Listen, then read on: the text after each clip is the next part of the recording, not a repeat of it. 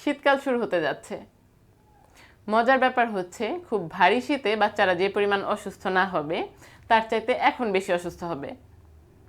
হাঁচি, কাশি, নিউমোনিয়ার মতন ঘটনা কিন্তু বাচ্চাদের সাথে এখন হরহামেশাই ঘটতে থাকবে। কাজেই আপনার বাড়িতেও যদি ছোট বাচ্চা থাকে তাহলে অবশ্যই আপনাকে কিছু এক্সট্রা সতর্কতা মেনে চলতে হবে। প্রথমেই আসি তাপমাত্রার ব্যাপারটিতে।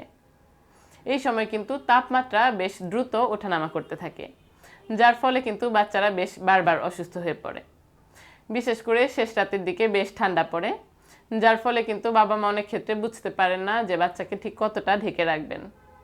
শীতের কাপড়ের ব্যাপারে আরেকটু সচেতন হন এবং সম্ভব হলে ঘরে একটি হিটারের ব্যবস্থা করে ফেলুন। বাইরে যাওয়ার ব্যাপারে আরেকটু এক্সট্রা সতর্কতা অবলম্বন করতে হবে।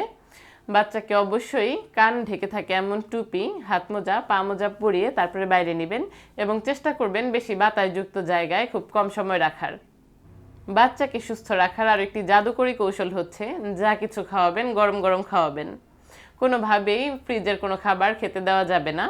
পানি খাওয়াতে হলেও হালকা গরম করে তারপর খাওয়াতে পারেন এবং যেসব বাচ্চারা বুকের দুধ খাচ্ছে তাদেরকে পর্যাপ্ত পরিমাণ বুকের দুধ খেতে দিন।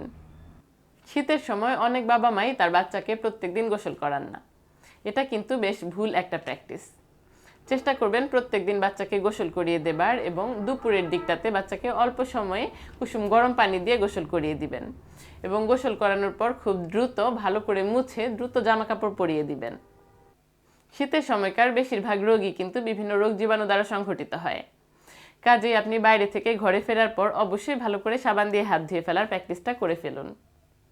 এত সব সতর্কতা অবলম্বন করার পরও যদি আপনার বাচ্চা অসুস্থ হয়ে যায় তাহলে আর দেরি না করে অবশ্যই একজন চিকিৎসকের পরামর্শ নিন। ধন্যবাদ।